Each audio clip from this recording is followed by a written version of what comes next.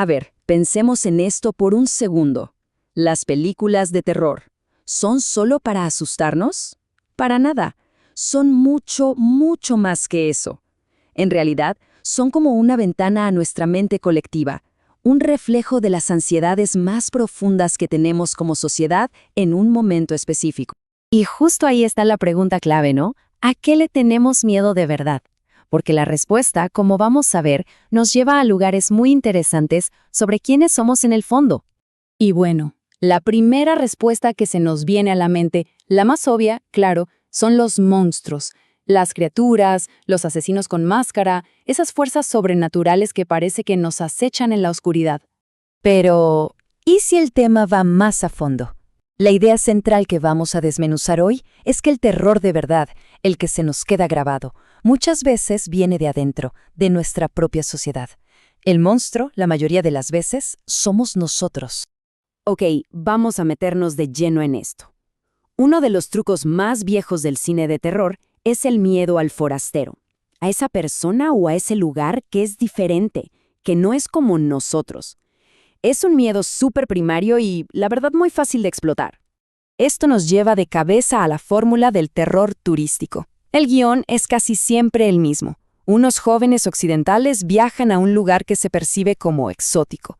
Ignoran todas las advertencias de la gente local y, obviamente, pagan las consecuencias. Es una fórmula que no solo se apoya en la xenofobia, sino que de alguna manera la refuerza.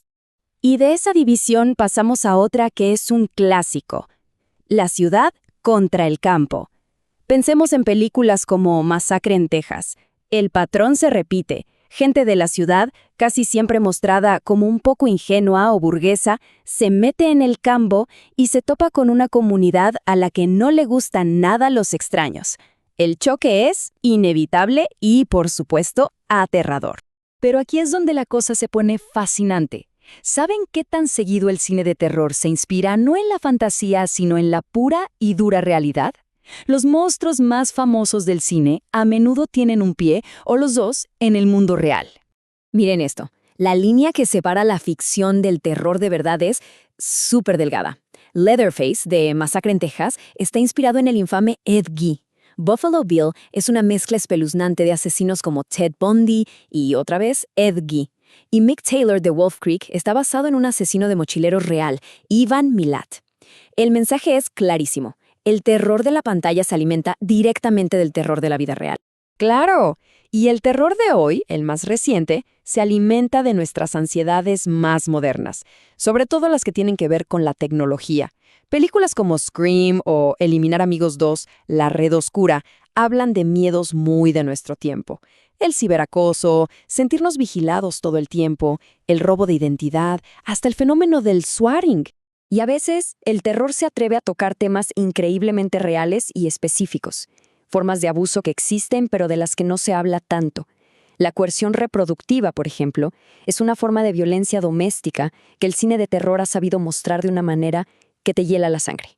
Justo en El hombre invisible, la protagonista Cecilia lo dice clarísimo. Su pareja abusiva no quiere un hijo por amor, sino para controlarla para siempre. La película logra algo increíble. Toma este concepto de abuso, que muchas veces es invisible, y lo convierte en una amenaza física, tangible y aterradora. Ok, hagamos una pausa. Ya vimos monstruos que representan al otro, monstruos inspirados en criminales de verdad.